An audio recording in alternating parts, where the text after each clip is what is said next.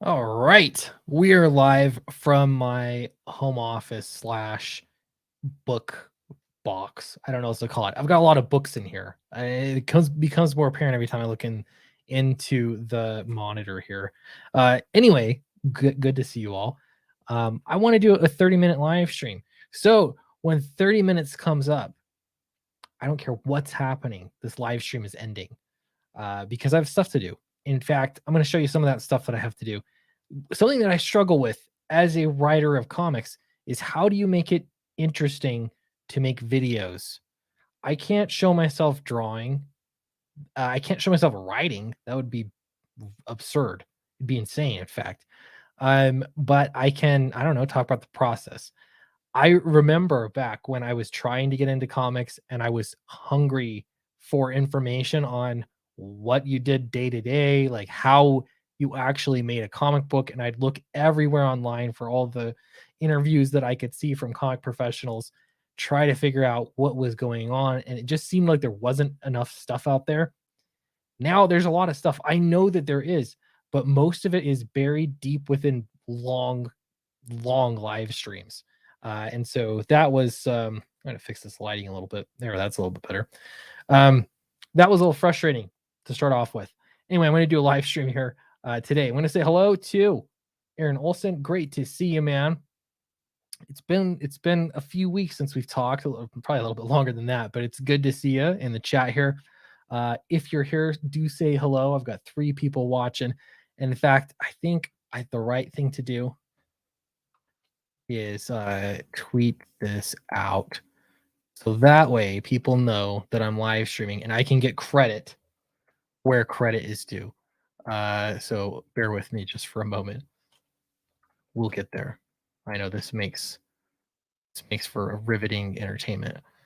Okay, I'm live streaming. Exclamation point. Paste. All right, so the reason why I find this kind of funny is because I'm slightly trolling. Leroy is here. He said, "Oh, hey, hey," with, or is that a hail with an exclamation point? I don't know, but hello, Leroy. Great to see you. Cam's here. Look at that little face. It's getting, I think it's getting a little thinner. I've been working on it. I still have a long way to go. A long way to go. Eric Housel's here. Hey, Clint, good evening. Great to see you. Tweet on. All right. Tweet is out. People know that I'm live streaming. 6 of you in here watching, welcome. So the reason why I'm trolling a little bit, I'll share my screen here. Share screen. I always find it interesting. I don't know if I'll need to share my audio, but I'll do it anyway. I always find it interesting how probably, I don't know, one of the most common comments that I get when people reach out to me is, you need to live stream more. And I always am like, I didn't really ever live stream that much. Like, I started out doing regular videos. That's how most people know of me. I got into live streaming because it seems like that's what everyone's doing, so I should do it too, right? And it's great. Like, to me, it's more of you're talking to the base. You know what I mean? You're not reaching out. You're not, the algorithm's not picking you up, but you do get to have a free form conversation with the chat. And that is, I think, the best thing about live streams. Obviously, you can hang out on streams. I've had streams that I've been watching and they've been really entertaining and kind of fun. And it feels like I'm a fly on the wall in an important conversation. But when I stream, it just feels like I'm not having those like actual behind the scene conversations, because inevitably, if I like great examples on Eric's channel, we'll stream and then when we get off, then we have another conversation afterward that I think, man, this is like really interesting stuff, but it's like all the stuff that you can't really talk about, or maybe it'd be, I don't know, not cool because you're sharing what's going on behind the scenes, all that kind of stuff. So like, I don't know, it just doesn't work. I don't know how to duplicate that. But I posted on Twitter, not this. Let me get over here. I said, I generally don't enjoy live streams. I've said this before, and I always find it funny every time I do. People are like, what? That's blasphemous. You have to love live streaming. That's how it goes. I just don't, though, if I'm being honest. I don't mind doing it sometimes. Again, I like talking to the chat, but I don't know. I'm not sure what it is. I said I don't generally enjoy live streaming. Uh, these are some interesting points here. I'm gonna get to Leroy first. Says the reason why people ask you to stream, Clint, is because you fill a niche in the community that a lot of others do. You fill a niche that a lot of others do, or a lot of others don't.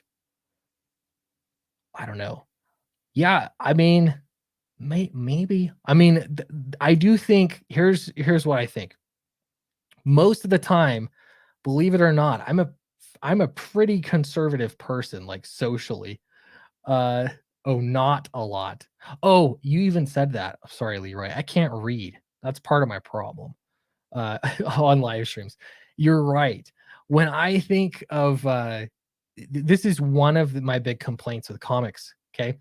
If I go into any given live stream, right, and I'm listening to it in front of my kids, I have to turn it off because everything is rated R, almost, not always, but most of the time.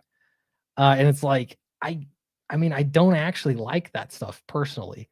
But again, is that blasphemous to say? I mean, it's just the truth if I'm being honest. I don't really like that. And so, yeah, like to me, it's like you want to do a family friendly live stream. That is so hard to do, especially when you invite guests on. I gave up at some point. A niche in our hearts. Hey, Eric. I invited Eric on the stream. Love streaming with Eric. Uh, I realize you're busy fulfilling, so no pressure at all. But this is going to be a short stream. Thanks, Leroy. Appreciate it. Let's see. Oh, I gotta get this one. I just finished chatting with Art and the Pontificators. Oh, you were on live. I will have to check it out.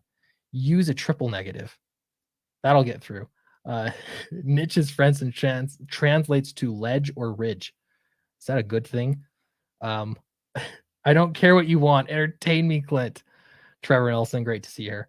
I like all kinds of streams, but my favorite are the G-rated channels. Yeah, yeah, I like that. I mean, and I'm like, I have some leeway, but like that's ultimately like, it's funny because to me, comics are like initially it's a medium that is accessible to young kids. Like that has been one of. Oh, I didn't read your thing either. I'm sorry. I like all kinds of streams, but this is my favorite G-rated channel. I'm telling you, I can't read. It's like 100 people, 13 people are looking over my shoulder as I read. That's what it feels like. Uh, anyway, I totally lost my train of thought. And I know some people say niche or a niche. I don't know. I'm not even sure if it's regional. Let's see. I try to always be here, often drawing in the background. Thank you, Trevor. I appreciate that. All right. So here's what I find interesting, though. Okay. Now that I've laid the groundwork, I think there are some assumptions when it comes to selling comic books, and that is, if you're going to sell comic books, you have to do live streams. That's one, and you have to do Twitter. That's two, and basically mostly everything else out of that region is just not worth the effort. And I agree that those are both great platforms, and live streaming can work, but I actually think that live streaming works for fewer people, that it works for such a small number of people. If you were to make just regular short videos, you are more likely to grow your channel. And I think that's backed up by statistics as well.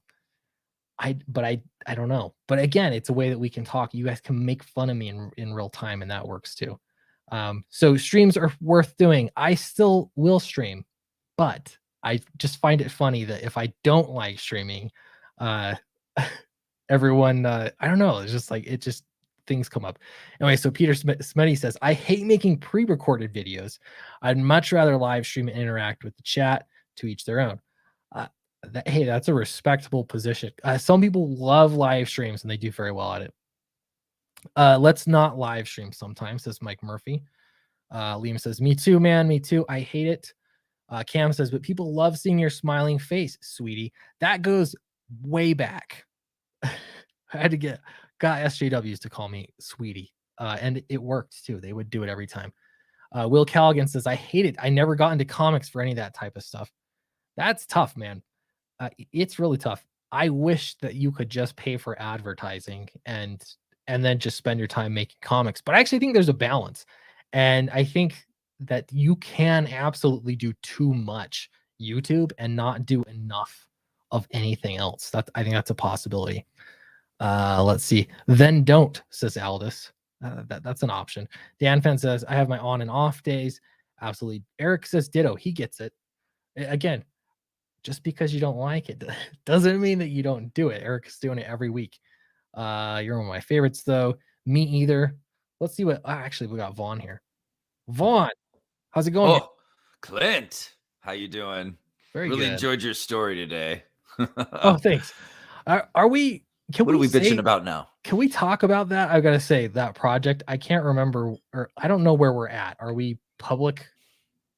Yeah. Okay. There was permission granted to talk about it, show pictures of it, promote it. I've been doing that. Cool. Except we don't really know the exact title, so it's a little tricky, isn't it? Yeah.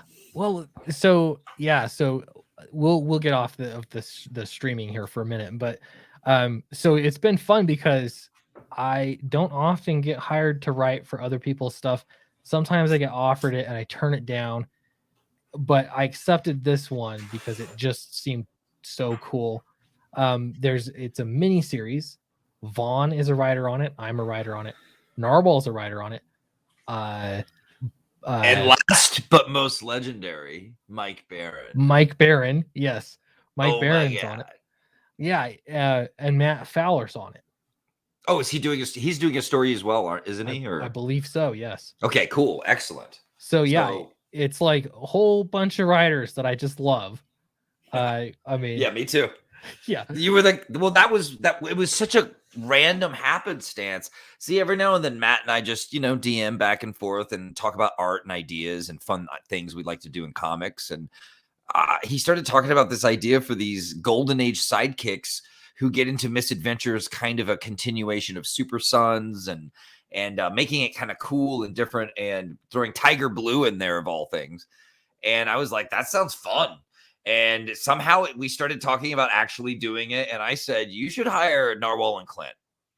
And he just did it. I didn't expect it to happen type thing. I was just like, that's who I think would be awesome to work with. That would make this a cool book, And he just did it. And he was smart because I think the end product's going to be something. I mean, people are going to love this. These stories are great. It was fun. So we each took a different, script, like a different chapter in the miniseries in a different issue. And it was kind of, I mean, I'm not gonna lie, like research wise, it was kind of hard for me. Not the research for like the time period or things like that, but it was more like what's the right kind of tone to strike for this particular, this area. And it started off, he's like, I want to do something for my kid because he likes to read with his kids, Super Sons with his kids.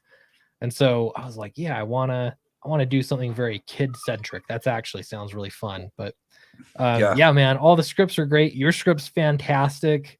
Oh, thanks. The art is already amazing. I mean, it's so dynamic. Yeah. Yeah. He brings it to life. You feel like you're watching an awesome animation. I mean, and the characters have so much intensity and power to them. He's such a good artist. And he's so fast. Holy moly, what an artist. And he's doing a cool inking style for this that's different than his normal stuff too. That's going to give it a real neat look for kind of maybe even the retro or the pulp lover in us. Yeah. So that's great. Yeah. And he's killing all the different characters that we've thrown at him too. They're all the designs. He just nails them. So it's, oh man, I had fun with it. It was just, I didn't worry about tone as much. I just kind of knew it, I guess. Like I knew it was going to be fun and adventurous and not take itself too seriously, but needed definitely to have some cool, moments, scary moments. Yeah. It was, and then he just gives you a few criteria and then let you run with it, which was so cool of him. He was so lax on stuff in some ways too. Like, oh yeah, he let us roll. It was very open. Part of Yeah, I took forever to write the script, which I'm sure he didn't appreciate, but he was very cool about it. But I'm Mm, like, dang, like next time I need I was like, I took on so much writing. yeah, Like so much that I was doing, but I'm glad I got the script done. It was super fun to write too. So and then right. yeah, Jose's killing it. So It's what you want. Super yeah, fun to write. Makes it more fun. I think the end product usually. yeah. Like to think so. Absolutely. So in the spirit of I was just talking about how I posted this on Twitter that I don't really care for live streaming. Yeah, me either. I Yeah, mean, no. I don't even do it, and I'm just don't want to even get into it. You know, I do Yeah, need to make more YouTube videos, but I don't. If someone invites me on, like I want to come on and hang with you, I'm there. But yeah, like, I I'm so happy you guys are the ones running these things because I just yeah. I It's don't want to it's mess with it. it's definitely it's less stressful when it's on someone like when Eric is running the stream. It's like I don't have to. So Well, comfy. I just hang out. It's great. But I think I don't know. I think what it's missing, like the live streams that I have loved the most as a viewer, have been when people are just talking about. It's almost like the behind the scenes stuff because you want to know Yeah, what they are doing. Like actually making comics. And yeah. so, yeah, for me, I was like, this year. I mean, it's been probably the past year at least.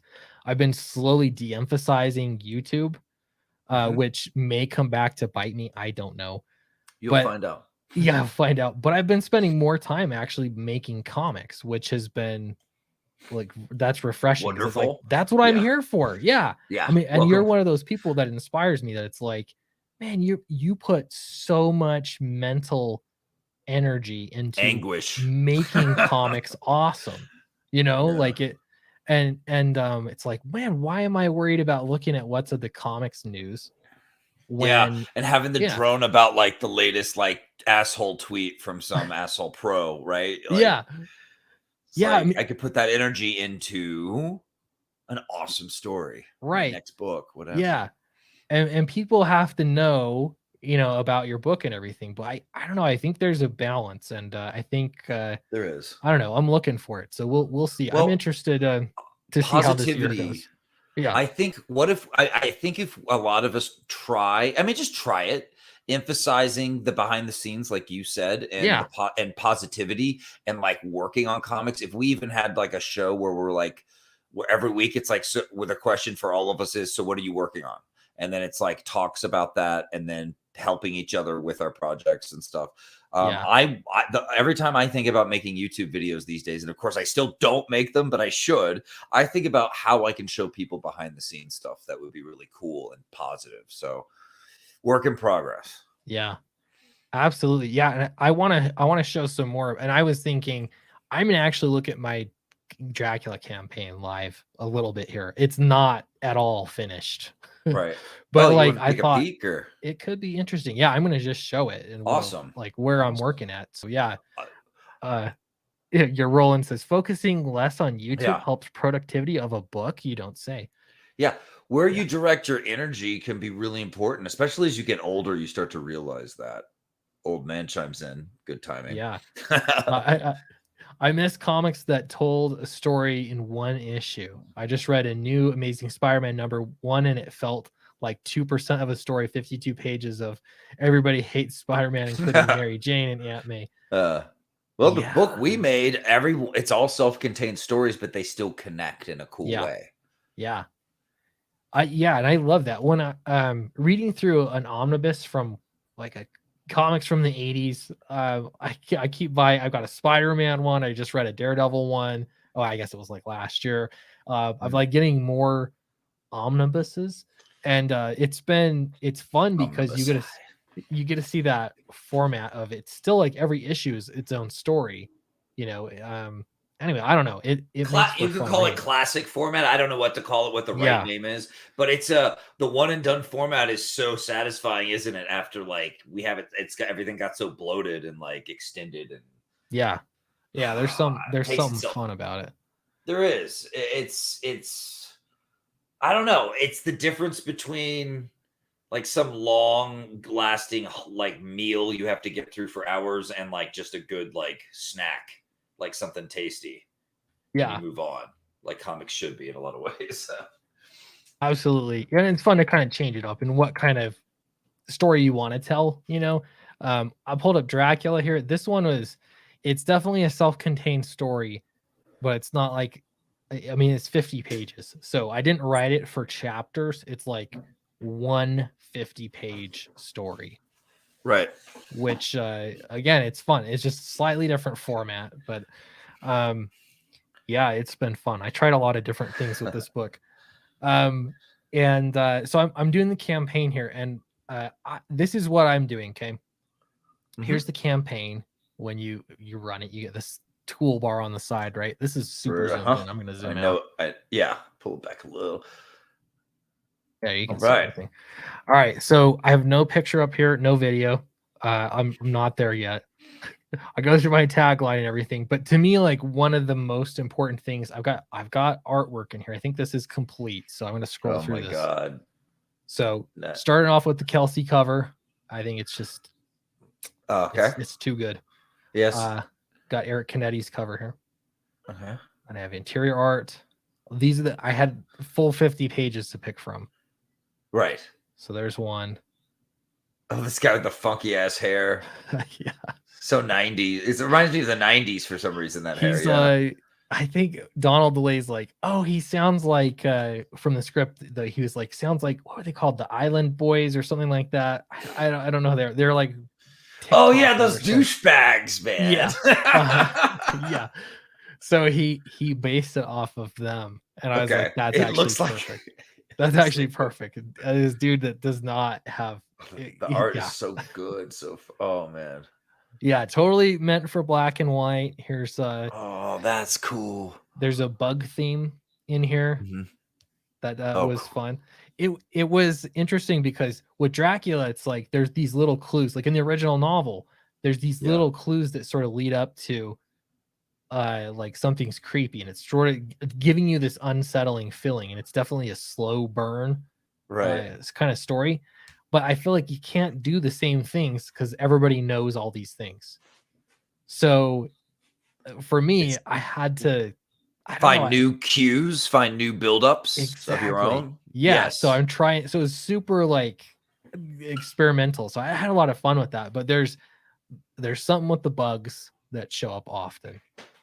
It'll be interesting to see if people pick that out. Oh yeah. A few other things. Oh yeah, man. Lives for the master. The bugs. He's always eating them. Renfield. Yeah. Yeah, this is there's the other one here so too. Cool. Cameras taking pictures. Old-time cameras too. Old-timey cameras. And this is not an old-timey book, but that's again sort of the unsettling kind of thing I was going for. The bizarre world that's they're all getting pulled into. Yeah. Oh wow. Man, that's a cool mysterious floor ornament. Yeah. Yeah, some alchemy involved perhaps. Let me see. Aaron Olson says, so far Vaughn has only taken us to a PG rating. Is a douchebag. Is that a correction? I don't know. PG-13 question mark. I think we're PG. Wait, he wants to know what you're rated. Oh, Eric. I don't know. There's Eric. Camera's all off. Why am I off to the side? What's going on? Let me fix that. You dug yourself out a pile of boxes, I see. Yeah. See, I go this way. Where am I going? Whoa. How am I doing that? Just do that the whole time and make airplane noises. Here comes. Epilepsy warning. Red Baron. Okay. I feel if it's there we go. I'm centered. Cool. Namaste. Sit in your chi. Love it. Okay. Sorry, I missed the past 10 minutes or so I don't know what we're talking about. Yeah, you're good. I'm literally Dracula. I'm going over my campaign live because I have to do this tonight, and I figured, especially if you guys are here, opinions are good, and it's like there's not really any secrets to keep. People kind of know what it's like, but behind the scenes, this is what I'm thinking. PDF copy, digital. I'm going there. Cover A, cover B. I mean, these are hardcover 50-page books, so I thought $125. Yeah. Seems right. Yeah. Both covers. I have a collector's Yeah. bundle, and this price is not final because I keep Okay. adding stuff to it. So here's how I'm thinking about doing this. Okay. Tell me what you think. I looked at the Brandon Sanderson campaign, and the way that he has his is it's not like piecemeal, hey, you get all these little things. It's the swag bag. Like it is a bunch of cool stuff. Take it or leave it. That's what I was going to do for the next one. Okay, so I think that this is a great idea because the more I look at it, it's like it just simplifies things. If people, you know what I mean, it just gets you up to the next tier. So here's what I'm thinking of doing: a T-shirt that would be the Dracula logo, which is I don't even think I have it on this page yet. You need it like a PDF, or I mean PNG, maybe at the top. Yeah, it'll probably end up being up here somewhere too, perhaps. Yeah, most of. But it's just such a great logo. It has the fangs on it. You know, it just doing a T-shirt, black T-shirt with red logo. Okay, trading card pack in a sealed pack. I'm not doing wax packs this time. I'm gonna try a foil pack. Yeah, you're gonna do a foil pack. A foil pack because I've got to look into it a little bit more. But I found a company that'll do a foil pack that's sealed on 3 sides, except for one end is open. You put your cards in and you heat seal it because that's how they seal them anyway. So you can literally use an iron. So you put your cards in and you iron the top and it seals it. Okay. Foil pack. Oh, so nuts. I just use these plastic ones. Yeah, they're clear. So that's like that's like legit. Hopefully the price is good. Yeah, we'll see. I saw some pricing, but I'm not sure. It depends on volume too. So I don't know. That's what I'm considering. This is all pretty loose right now. So you T-shirt, trading card pack, mouse pad, because I think that's super useful. Could you imagine this on a mouse pad? I think that would be rad. I want one. That would be cool. I made it. Gosh dang it. We're like the same person. Look what I did. You got a mouse pad too? I had to custom fit my I got a keyboard tray for under my desk so I made a custom one. Oh, sweet. Cool. Ooh, that's a big one. Yeah, so nice. I found a place just before Christmas that you can any artwork you have and you can customize it. So I was like, well, obviously I need to get this. So I measured it so it would fit my keyboard tray exactly. And but I think mouse pads are a decent option, like for I was thinking of doing custom rolling papers on mine. Rolling paper. Oh, yeah. I got it now. Some black terrors. Yeah. You can roll. Yeah, black rolling papers. Who still uses mouse pads? Doesn't everybody? I don't know. Maybe you don't still use rolling papers at least. Who uses it? What else was there? Wait, T-shirt, mouse pad, trading cards, stickers. I think stickers.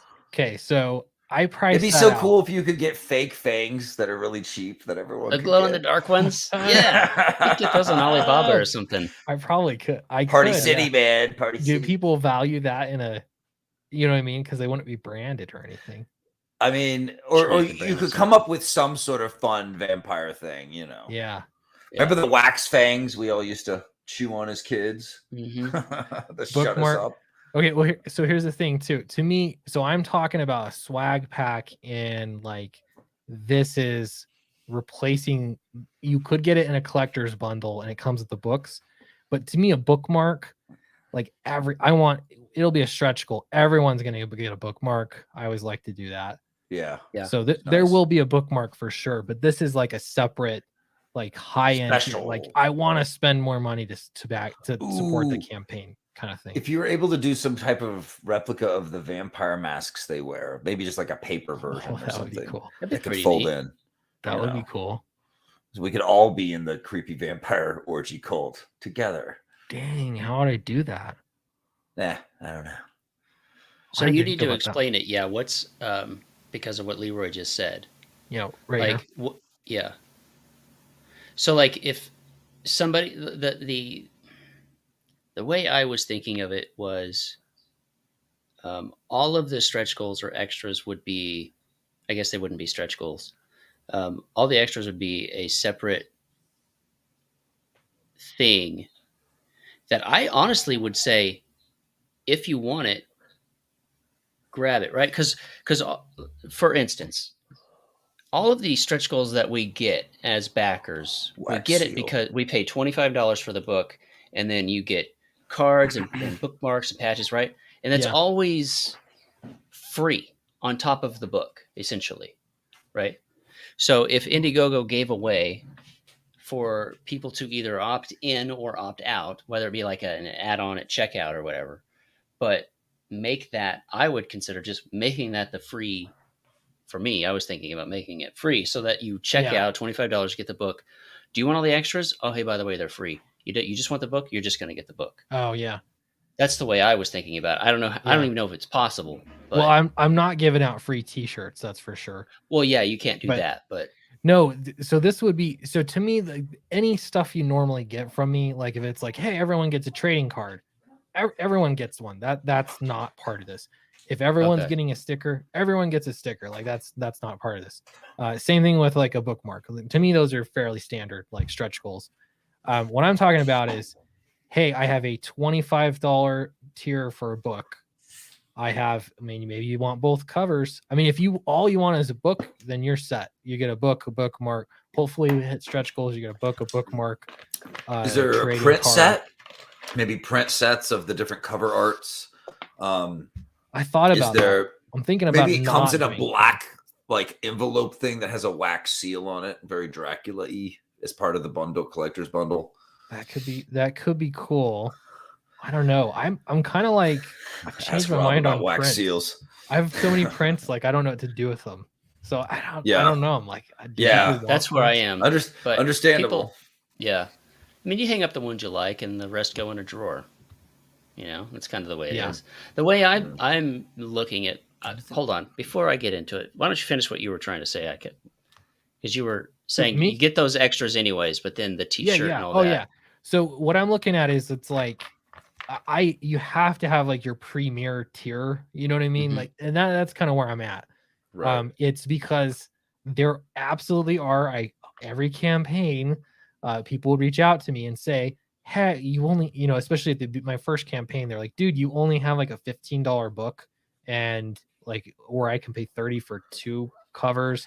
Like, I want to support the campaign. So I got to make stuff for people that want to support it more. That's just, reality. Yeah. Right? I remember the discussions we've had on my previous campaigns. Like, no, get the hundreds of dollar tier, because there are people that want to be able to jump in and show support that way.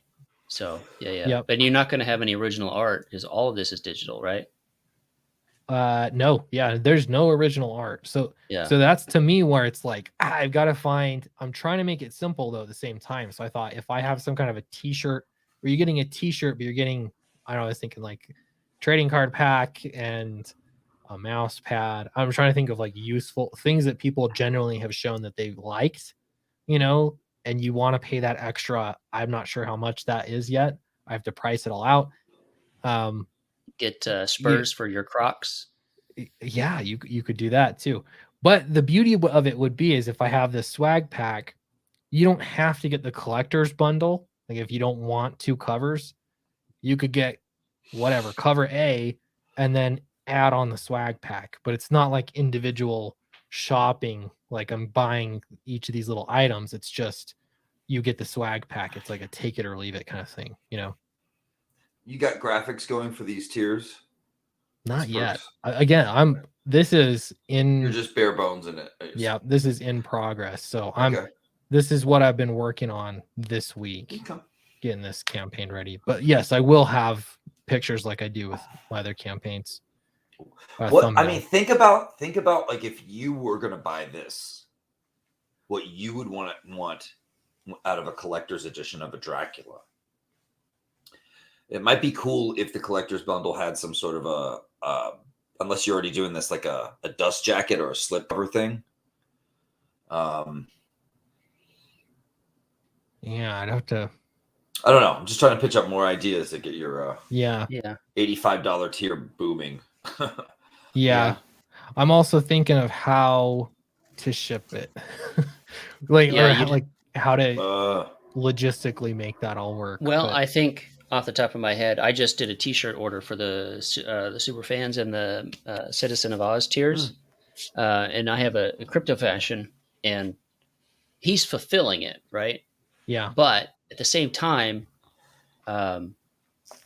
you could, because you're going to get the order anyways. You know, you're going to have the T-shirt. Because when you make an extra on Indiegogo, they're like, are there any options that you need to add to these extras? And T-shirt size is one of them. Yeah. So you could just order those shirts based off of the list, and so you know the sizes, you know where they'll go, and then you pack them together and ship them with everything else, and that way you ordered the shirts, and then at least you're able to fulfill even out of your own house, right? Instead of going third party. Yeah. And to give you let me think, how many shirts did I order? Less than 20. It was like 17, 18, 19 shirts, somewhere in there. I added extra one for me, extra one for Zeb. So somewhere in that range. And with the cost of printing and the cost of shipping, there were a couple that were Canadian, I think. It came to about $375 for like 20 shirts plus shipping. But if you think about, if you have them shipped to you, then that's probably because he charges, I don't remember what it was, like $7 or $8 for domestic, and then like 15 or 20 for international. So that was all calculated in because he's handling the fulfillment. But that would drastically cut your cost down if you're like, I'm ordering these shirts, but I have them all sent to me, and then you would parse them out into the swag pack. If that makes sense. Yeah, like you buying them in bulk in one go. Yeah, but you're still buying the specific shirts that were ordered by the people that order them, and not necessarily like 100 large, 200 extra large, and then you've got stock. There's no stock. There's just what you ordered. Yeah, absolutely. That's basically how I did it with the Downcast T-shirt. Oh, okay. So you've been there. Yeah. So yeah, I don't know. And T-shirts don't ship great with books, so that's a consideration. I don't know. I'm not necessarily sold on the T-shirts. More I'm thinking about it. Maybe it's like tie-dye banners. Like forget that. You have maybe there's an option for a T-shirt, and there's an option. I don't know. I kind of like the mask idea. The more I'm thinking about that. Yeah. But how would you do that? And would adults put it on? Yeah. What if it was other than table? I don't know anyone else that would a put table display of some, or like a desk. Is that just a knick-knack garbage thing? Who said that? So more junk. I'm trying to find where that Aaron Olson said it.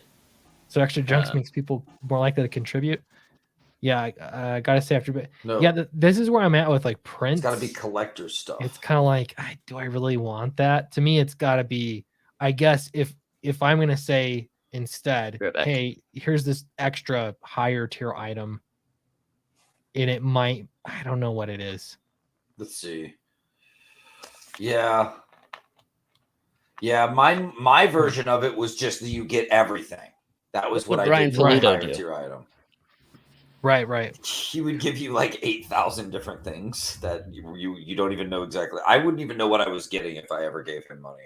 I would just hope for the best. You just get it. But you're everything, Vaughn. What else did you get besides the book? You got the book. You got the sketch, or the little secret files.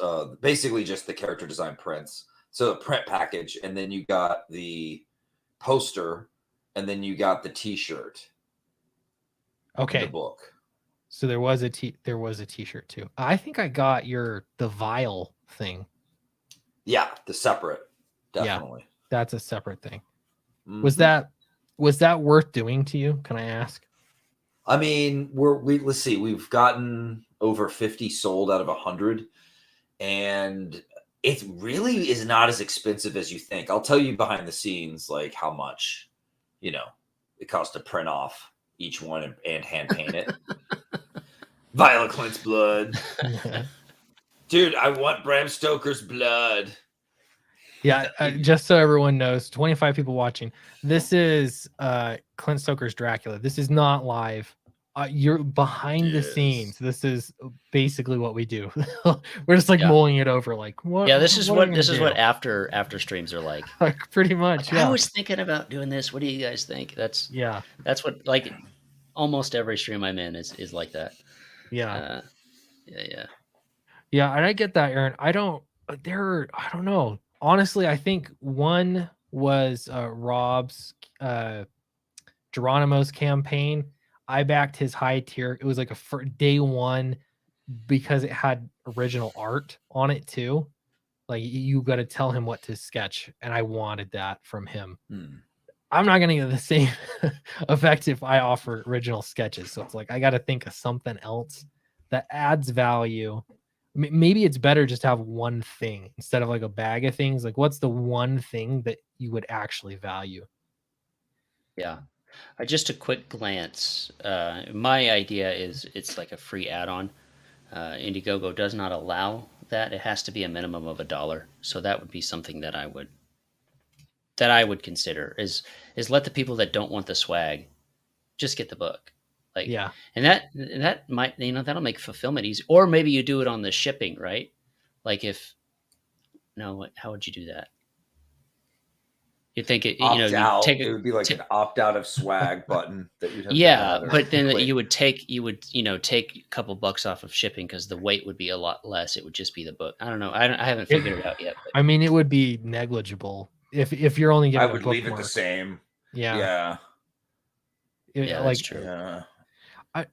I don't know. I like giving a bookmark. I don't like being crazy with it, but so to me, like a bookmark, a trading card, those are very doable. Maybe a sticker, But what my question is, what is the high tier? So let me think about this. Let's take a step back. Okay. I know that y'all don't really want t-shirts because I didn't sell that many t-shirts. Yeah, I'd say cut it. Yeah, it just seems like it seems nice. It's useful, but people don't. You shouldn't. Nothing should be there as a token of everyone else is doing it. It's about what works for you and your campaign, your audience. Right. Yeah. So I don't know. I'm trying to think of what is valuable. I'm just looking at the chat, guys, and I'm still thinking about this. I've been getting pricing on everything. People seem to like the standees, kind of like if I did a standee, people like those. Dracula standee, would that be something you guys would want? When we did this, I'm not suggesting you do this exactly, but maybe it'll get the ball rolling in your brain. We did this set of posters for Battlebrick Road back in the day when we were not Battlebrick Road, for Flying Fortress. Because we were at the convention scene and we were trying to think of like what are some high dollar things we can sell.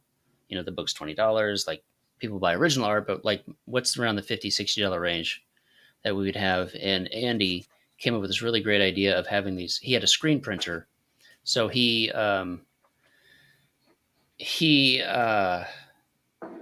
printed like you remember the game 1942? Oh yeah. You're the little airplane, P-38 Lightning and all that. So we did these screen printed prints on watercolor paper, like enormous, like not maybe 24 by 36, but they were huge, and it was designed to look like it was 8-bit.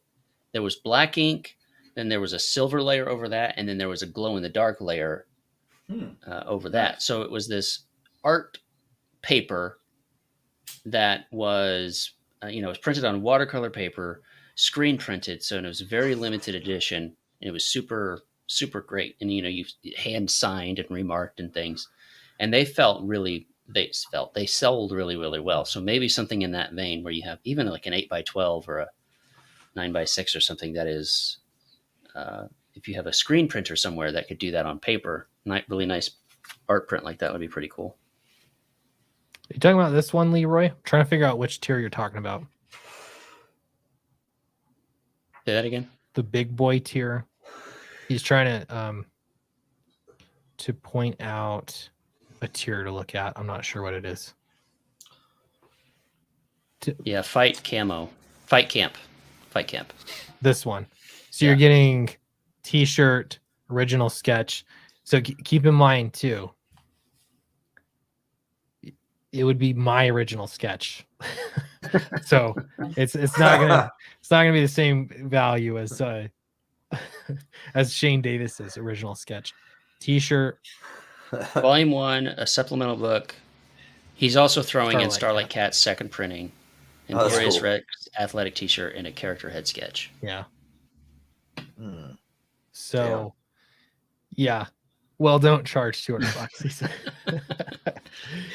Yeah. So I like. This is where I'm like, well, maybe it's good because it's combined with a T-shirt. How many did he sell though?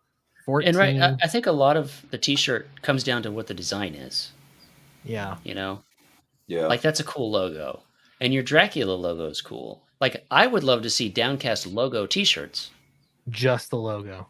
Yeah, man, I would love to wear that. I mean, I would not only because I designed it, but because it would be cool to sport it. I have it on a hoodie and I wear it often. Yeah, I've seen it. I'm jelly. I want it. Super jelly. I could do a T-shirt like that for sure. But even that, so he's only really sold 25 T-shirts. That's it. Still, though, I mean, yeah, it's just 14 times 200. Yeah. Look at my I sold a lot of the $85 thing, which is a lot of T-shirts. Good point. In the end, but it's a good price though. There's a secret perk too. So we actually sold 300 of them. Okay. There you go. Yeah, so I was gonna say I think I sold like 60. Oh, that's good to know. 70 T-shirt Downcast T-shirts. How many? Yeah, Snuggy asked. It was between 60 and 70, something like that. Have you considered? I don't know. Probably not, but the 24-hour cover idea that some people do. I've thought about it. Yeah, I shouldn't be nervous about it. I thought about making Kelsey Shannon's hat. Like that's what I would do. Yeah. If you were to do it, it would be his cover. That would be the. And you'd split it, right? $12 at the beginning of the campaign, $12 at the end, because you know how many you're going to print. Like that order is already in. Yeah. So that way people know it'll be back. Or you could, like the shirts and stuff like that. I did the mail-in thing where it was like, the people that backed at the Superfan are going to get this shirt, but red instead of yellow, except for the brick. So the outline and the word road is in a sort of a blood red. So, whereas like Shane does swag, he like even on Starlight Cats, he had like drinking glasses and T-shirts, and there's hats, and to me that stuff seems like it's best. I'm sure it made his campaign look fantastic, but that's not number of books, right? Because people are like, oh, I want to get the glasses, I want to get the mug, I want to get whatever. So I feel like this kind of stuff is maybe better just on your site, on your store, because you can link Printful. You can link that to your Shopify, and like I did that. I have T-shirts you can just buy on my website that just are fulfilled through them. So I don't know, but again, as far as a collector's bundle goes, what would be best? I don't know, man. That's the thing. T-shirts seem to work for Shane, and again, if the design's good, that's number one, right? If when it's the logo's pretty great, I think. Yeah, but when it's just the cover artwork and it's just this rectangle, like, yeah, I don't even wear my own Flying Fortress stuff that I did. I'm like, it's a bit much. It's like you're a 12-year-old. Yeah, it kind of feels that way. But if you have a cool design, you can kind of wear it. Yeah, wear it more. Figures. I want a paper mask and wax fangs, man. Bring it on. That'll be the Von tier. Von tier. One of one. Man, I wonder would it. Who bought it? The other thing too is I think standees or things you put on your desk, is that just junk? Like not necessarily, right? Because not if it's a snow globe. You can say Rosebud. I did rearrange, but a lot of us streamers will, like even you have that stuff in the background, so somebody might want to have the little Dracula standee in the background on their display to show it off. That's an option. Yeah. Yeah, it's possible. I'm like, I don't know. Anyway, there's a lot to think about. If Temporary there's tattoos. Yeah, like can you get temporary. those made? Oh yeah, you could get temporary tattoos of fang marks for your neck. Yeah. Really? Yeah, they promoted they did a TV Salem's Lot in the 2000s with Rob Lowe, and they promoted it with free temporary tattoo bite marks. Yeah, That's see? interesting. Yeah, these are cheap and fun. But I was also going to say you could do temporary tattoos that like the Islander douchebag guy wears, so we could have those too, like big number 43 across my neck and like a skull on my face. That's funny. Oh, they have white that's ink the thing. versions. That's cool. Ooh, that's pretty neat. That's the cool. thing, right? Like Roland says, depends on the person. I do find such desk filler as annoying crap. So it's always, yeah, t-shirts better on a store. I mean, it's up to the. What am I trying to say? Every backer's different. Yeah. So well, and that's I think most backers are gonna say. I mean, adding a digital tier. Hey, that like you're an international backer. This I know that there are people that this is exactly what they want. You got it. Like we digital tier. The book, like hardcover, only options hardcover $25. I think that's pretty good. 50-page book.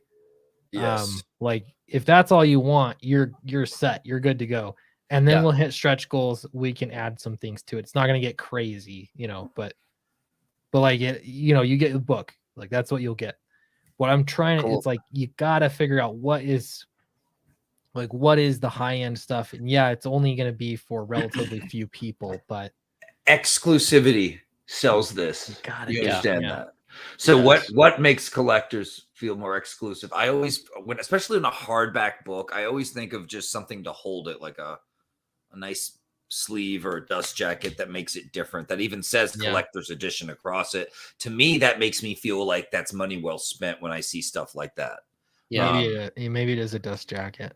Yeah, I think do you just do a dust jacket? Is that it? Just like, well, that's part of it. That's part of presentation of it that makes it alluring and more rare already.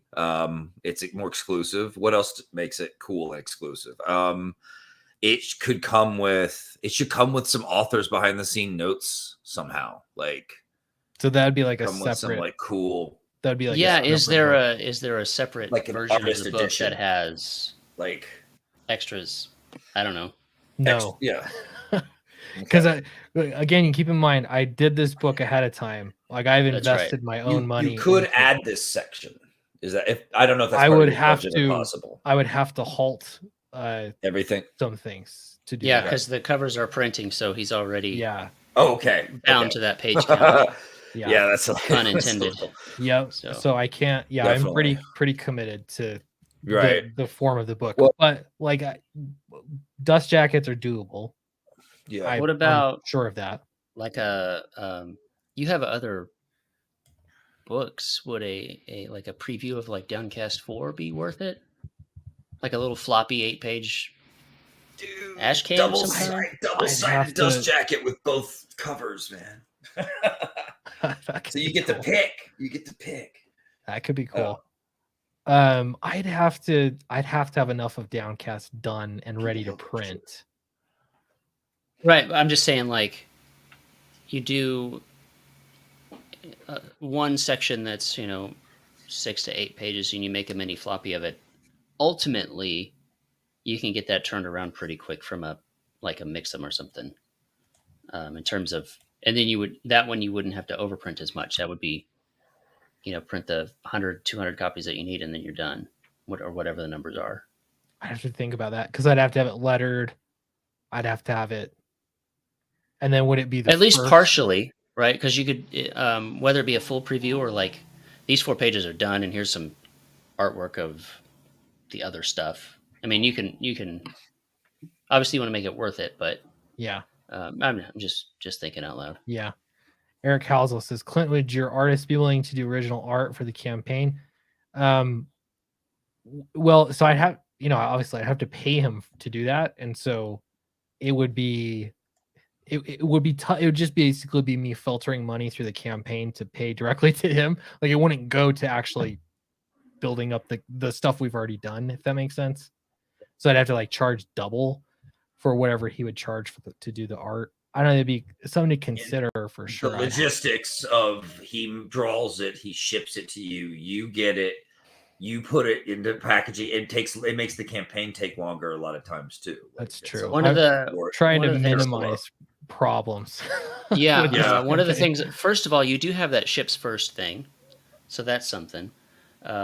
Also, I don't know if you do this, but people that back at a certain tier, like I did, if you backed at the superfan tier or higher, you got your name in the book, so you could get that exclusive. Yeah, like I had that. You had that. Okay.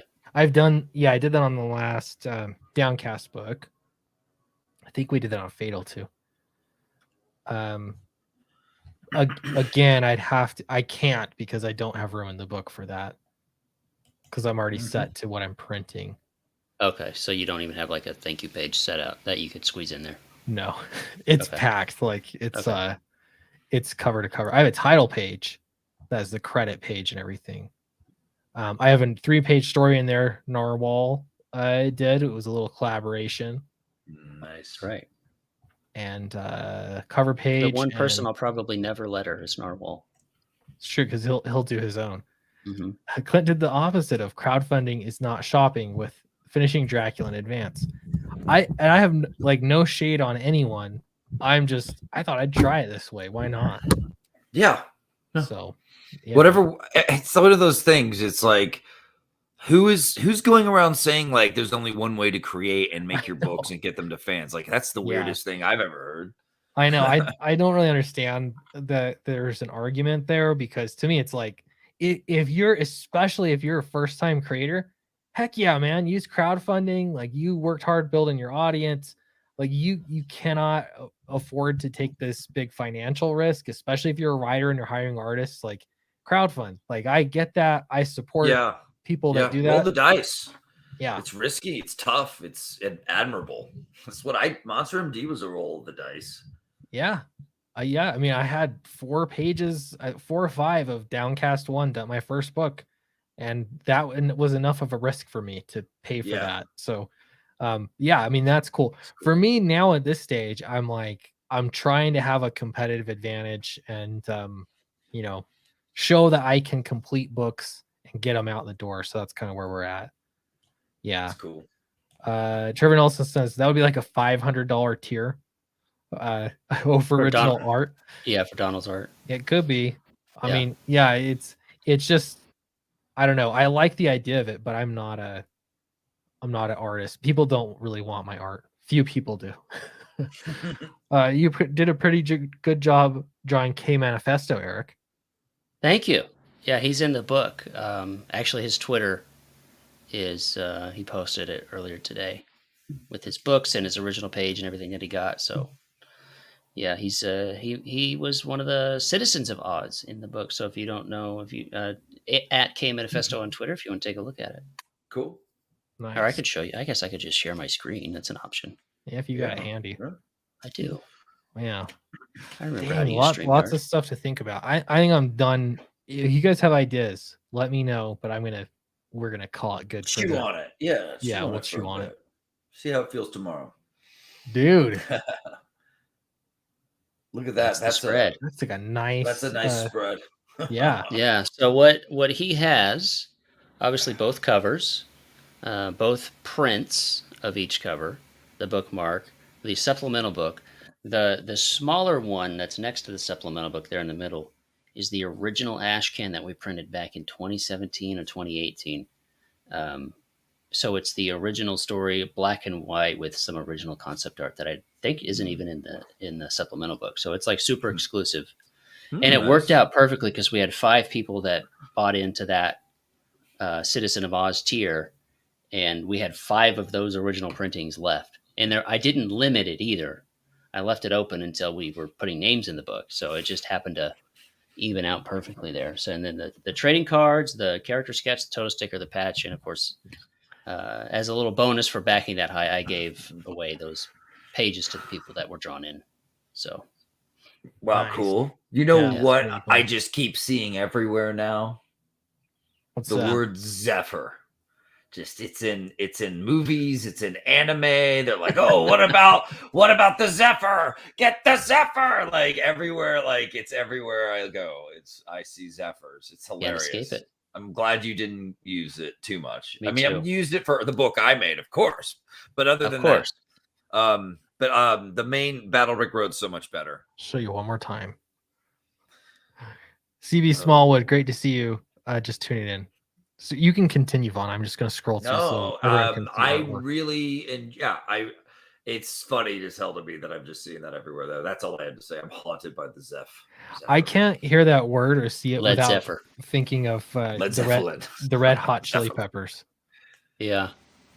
Why I'm is glad it I because changed like it. is that how Anthony They have Kiedis says like no, the cipher or Fly filter? away on my The Zephyr. There's this thing called Zephyr Song. I think that's the name of the song. It's called Zephyr Song. Oh yeah. Oh, okay, cool. Zephyr Song. And then you just reminded me that band exists. Roller coaster of love. Ron's making it worse. Roller coaster. I like the top of his hair, like a little piece here or there, just kind of popping. I love that. Right, you can touch it. I feel it. Yeah, this was the first image I showed, and someone was like, "Is that Groot on the right?" Seriously. But this is why I wanted Donald to do the book, is because I wanted it to be really stylized. I also wanted it to be comfortable, because whenever you read Donald stuff, you think it's going to be comedy, and so I wanted you to kind of have that like comfort level, you know what I mean, of like, oh, comfort level, but there's, I don't know, some unsettling stuff going on. So that's, I don't know, we'll see how that lands, but that was what I like about it is it work, right? Yeah, exactly. What I like about the style, he changed his style up a bit. Normally you see his cartoony, cash grabby, squatty kind of characters with the big upper torso and the little legs, that whole thing. And he drew like regular people. Yeah. And it's still clearly his artwork, but it's a different style. And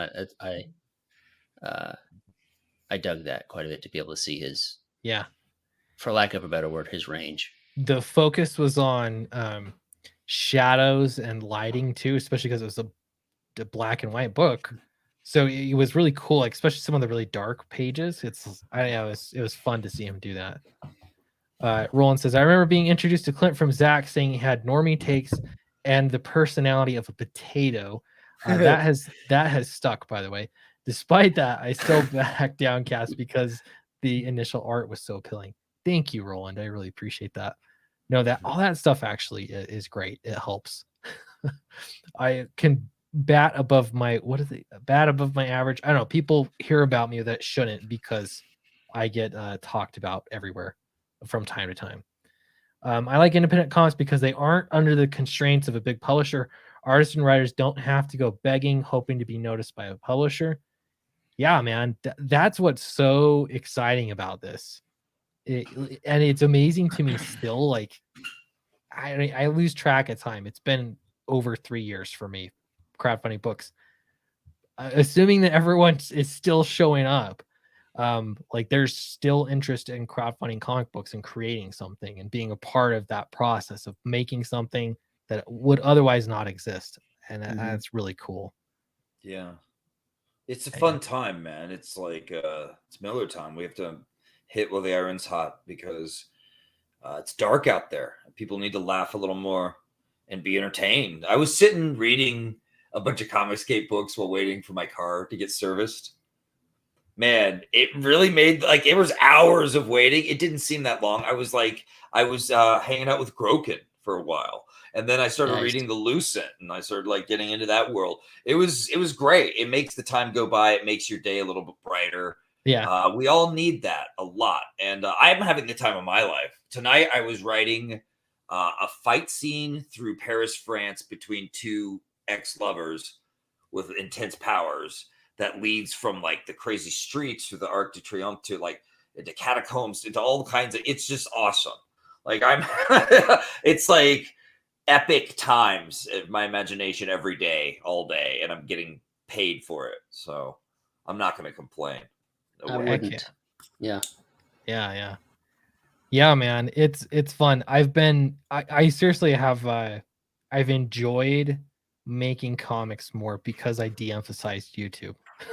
Like again, that's how I started this stream off. But like, and I went over half an hour. You did. I went just a Should little we bit. Yeah. Clint, should we show some art from your new story in the anthology book we did together? The Sure, yeah. Let's see. Do you have it handy? Awesome. Or do you I could. Well, I'd have to go to a DMs and.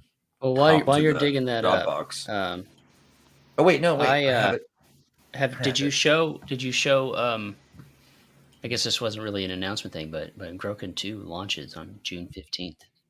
Oh yes, Oh, I nice. retweeted that. Yeah, I saw an image of that floating around Twitter. Yeah, it's ramping up again. You know, the season of campaigns. Like you've got yours going, you've got Groken 2 coming. You've got I think Charlie's London 2, whatever that's called, Electric Boogaloo's coming out soon. So it's like don't want to show we're hitting it again. It's the next season, so to speak. I got to decide when I'm going to do my sequel. So Clint, bring us in. This is yeah. So this is it's kind of like Super Sons, right? And I got hired on to write a speedster story. The reason that Matt gave me was because I already wrote the Silver Streak once. So it's kind of fun to get like Clint writes speedsters, and it's just been kind of interesting. So different take on this, but these are sidekicks. I don't want to say, I don't know, whatever. I'll just go with it. But these are sidekicks. There's 2 of these guys that have super speed, and the premise for this particular issue is that they're going to have a foot race.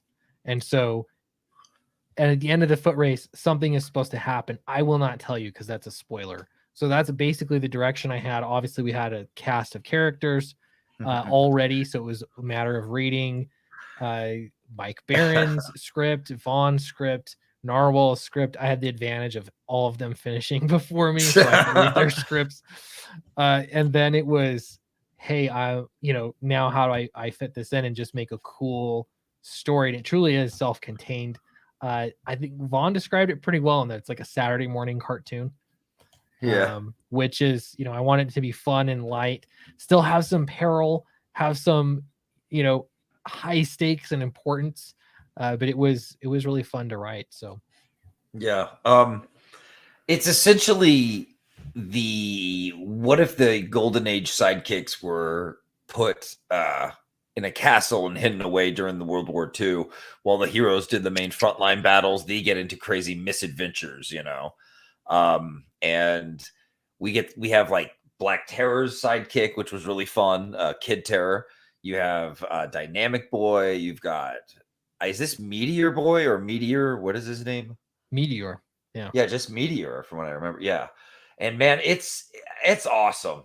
This is Clint picked out a great villain for this that you guys are gonna love. I guess I could stop there maybe if you don't want me to show too much, Yeah, we can say that. So I was looking through Golden Age villains. So it's not my making, but there's a Golden Age villain named Gimp, and he has knives for feet. Basically, he's got prosthetic legs that are pokers. And I thought that's so not politically correct. I want to do that for the villain. So yeah, he's the villain.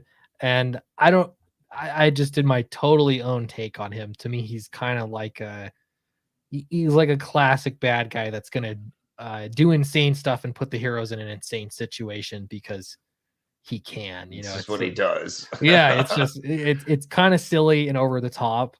But I think it's fun. And Jose on the art killed it. Like you can see how dynamic everything is. Even just with the foot race with these two, with some banter back and forth. That's a giant net right there. Oh yeah.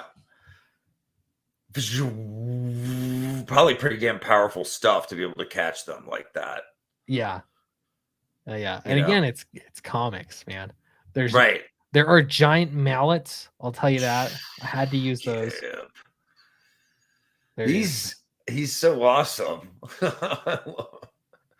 I really like him. He's got kind of a Red Skull meets some guy who got his like Lieutenant Dan from Forrest Gump kind of mix. The disturbed version. Yeah. Yeah. Yeah. So these are just pencils too. So art looks really dynamic. Everything's in motion really good. Yeah, he did a fantastic job. Every single page is super dynamic. Yeah. He and I have been talking about working on a big project together for a while. So we might get into it sometime soon, he said. So when his schedule's opening up or whatever, once he finishes his inking these all up, we get this book out. I mean, guys, you guys do not want to miss these stories. They're like powerhouse creators. Jose killing it, top of his game. It doesn't feel like old school. Like when you read these, they're very new, aren't they? It's not like, hey guys, remember the good old golden age days? Yuck, yuck. It's got more of like just like a fun, new meets like the stuff you love. Like Saturday. That's why I said Saturday morning cartoons. You know. Mm-hmm. But all of it's a self-contained story. All of them are very us. I think.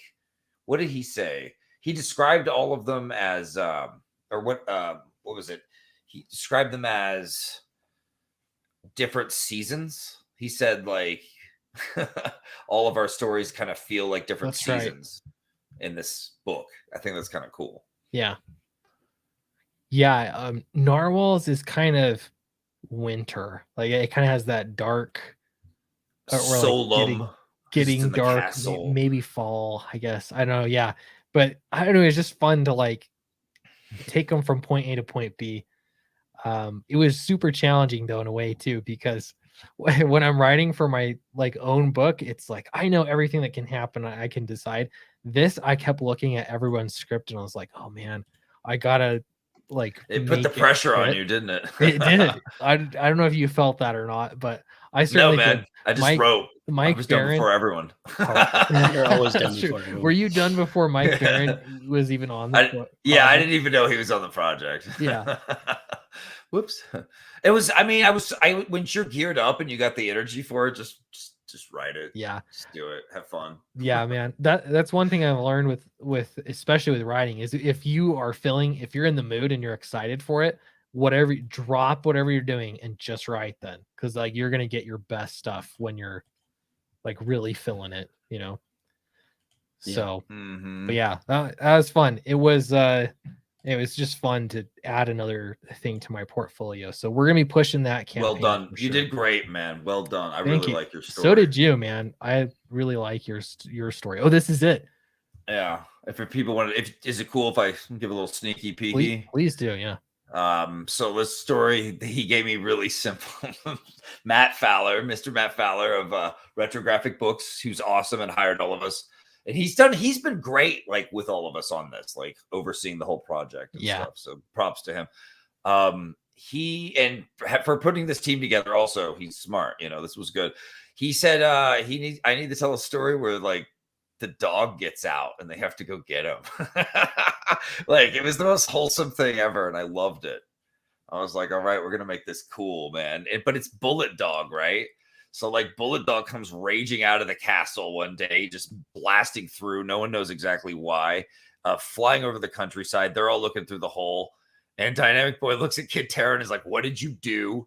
And we cut to earlier, and Kid Terror is being a little punk, and he's making a bullet muzzle for Bullet Dog, which, as you can see here, it makes his face kind of like an evil rocket ship of doom. I love that top. This whole page is great, but that top panel where he's just like enjoying himself in an evil way almost. That's cool. Yeah, this kind of, I didn't realize how much I was doing it, but I was setting the tone for like a lot of the characters for the rest of the stories, you know, absolutely. With this setup. Yeah. I'm glad it worked out though. You know what I mean? Because I could have really made a mess of it. I absolutely referred to like how does Kid Terror act? You know, what's his personality like? And like try to be consistent with that. So this page is great. Bullet Dog does not like this bullet muzzle. And when he lets him go, he goes shooting. Tiger Blue has to jump out of the way. And then he's down. Dynamic Boy somewhere else in the house, right?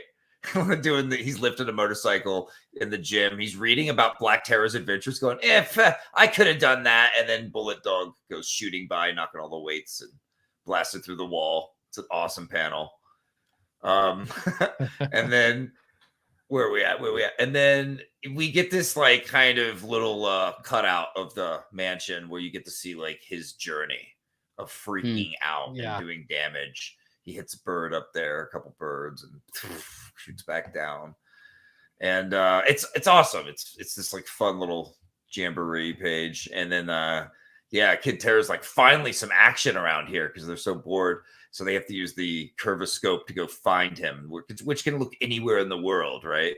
On top of the castle, and they can find where Bullet Dog might have gone. So they're checking that out. I used that too. Had to incorporate that in.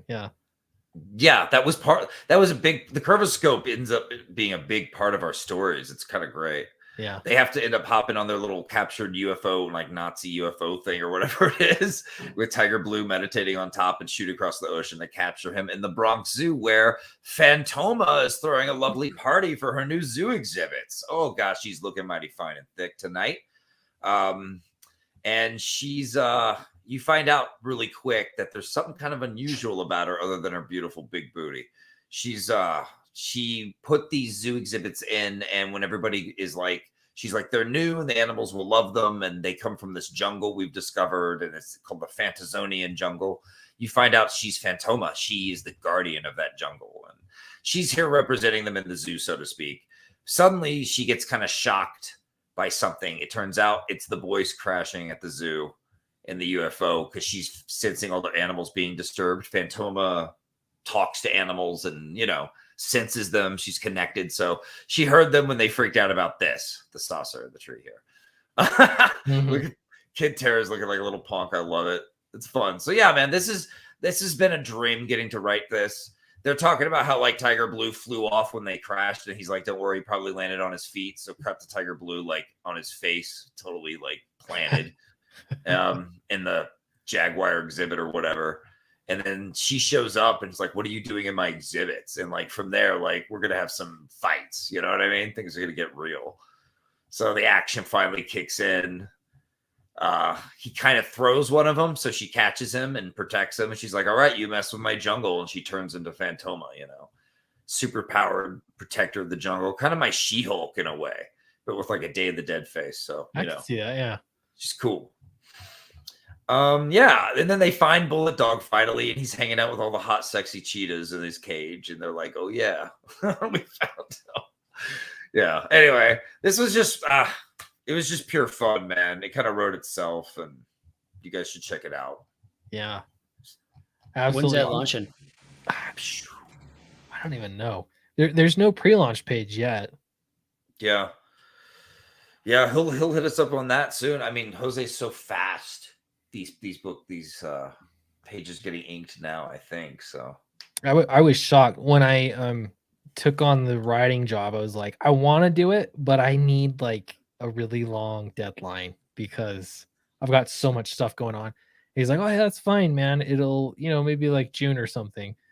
But then like as the time was passing, he's like, yeah, man, your script's coming up. He's got all these pages penciled, all these scripts are penciled. I was like, oh my gosh, how is he that fast? So yeah, like every day too, right? It was like, yeah, oh man, he's fast. Yeah, he's great though. And, it's so cool to see your stuff to his art too, right? Like you're used to seeing that type of animated. I love that. Even in this is how he's great, is because even in a page where people are just talking, he makes it look like action. Yeah. It's so dynamic. The stances, the characterization's always there. The facial expressions. He caught on how the Kid Terror's like mischievousness, and you see it in the faces throughout all the stories. It's great. Absolutely. Oh man, what a fun project! I think the end result is going to be a book a lot of people are going to dig, man. Yeah, absolutely. Yeah, so you'll hear more about that once there's an official title for sure. We'll talk about it. We'll by name, but yeah, it's been fun to talk about. Another thing I was working on, Vaughn was working on Narwhal. Mike Barron too. All the scripts are fantastic. All the art is Yep. fantastic. Looking forward to it. Eric, what do you have going on? This glove, because I'm drawing tonight. Ah, what are you drawing? Have you heard of a little book called Downcast? Oh, would you look at that? Yeah. Let me show you what I did. Is that about a cast of local players who have Down syndrome who overcome all odds? How did you know? Yeah. It's gonna be. Oh, here you go. Sharing your screen. Downcast. Yeah. Oh, more progress. Oh, that's so rad. So I realized that I've drawn these spikes on the head here, and I actually didn't add them here. So that's what I was going to scribble them in on the page here, and then pencil it some more. Get to work on getting this done. Look at the eye, baby. By the deadline. That is so cool. Yeah.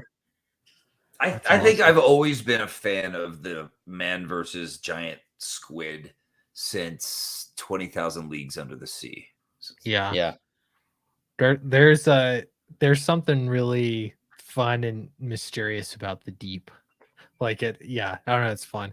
Monstro is a really cool character. This script, I'm very proud of this script. So this is in continuity with Downcast, but it's a flashback. So I had said at the beginning of the year that I was going to be doing like a Monstro mini series separately. And the more I thought about it, I decided against that. I'm just going to have them just the same kind of story content, but it's going to be within the Downcast timeline, or like so you can read along with it. It's going to be in the book. It's going to be in order. You're not going to have to go piece everything together. But yeah, so this is a flashback script. It made sense for it to obviously be in a different art style. Eric is clearly killing it. This isn't even a finished page right here, but he's doing a great job. So yeah, super fun script, and it's going to be really important by the end. After reading the first chapter, then this chapter, you're going to be like so stoked about the last chapter in volume 4. So those 3 chapters all in that same book. It's I'm really looking forward to it. It was so much fun to write. Yeah, it's been a lot of fun to draw. It's one of those things like I had done a painting years and years ago of this kraken coming out of the water and tearing down a pirate ship or whatever. And then when you sent me the script, I was like, okay, so how big can I make this monster? And you're like, well, I guess as big as you want. So I showed you that picture. I was like, is this big too much? That's perfect. So yeah, went with that. That's been it's been fun to do this. These just tiny man versus basically kaiju, almost impossible. Doesn't make sense.